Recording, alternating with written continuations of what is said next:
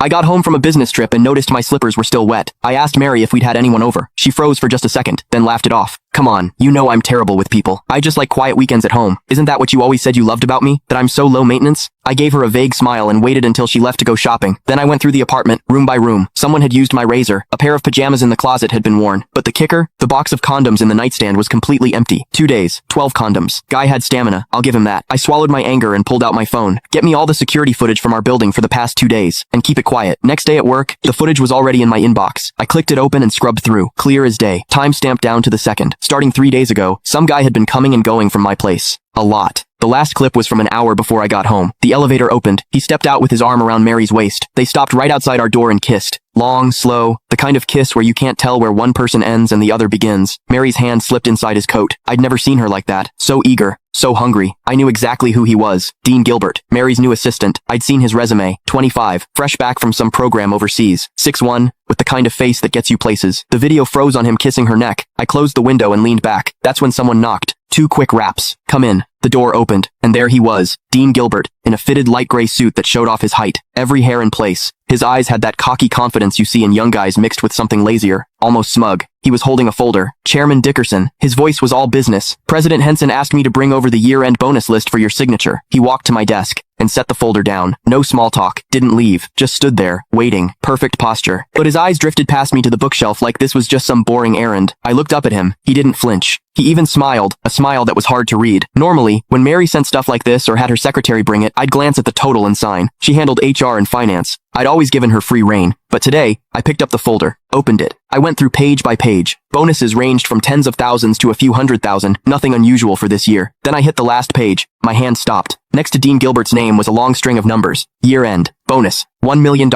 And in the notes, +1 company BMW, 730 Lee, $1 million. A BMW 7 Series, for an assistant who'd been here less than 6 months. I stared at that number for 2 seconds. Then I looked up. Dean was watching me. That little smile had gotten bigger, and there was something in his eyes, now impatience. Chairman Dickerson, is there a problem? His tone was still polite, but there was an edge, a push. Miss Henson is waiting to head out. He made sure to emphasize those last words. I picked up my Mont Blanc pen and uncapped it. The tip hovered over the signature line. Didn't touch down. Mr. Gilbert, you've been with the company about 5 months now, right? My voice gave nothing away. 1 week shy of 5 months. Quick answer. Smooth. I said nothing. I signed. Thank you, Chairman Dickerson. He took the folder back, flipped to check my signature, then closed it. And right as he turned to leave, I caught it. His lips moved. Fast and silent. No sound. But I could read it clear as day. 3 syllables. Old bastard. He didn't even bother closing the door behind him.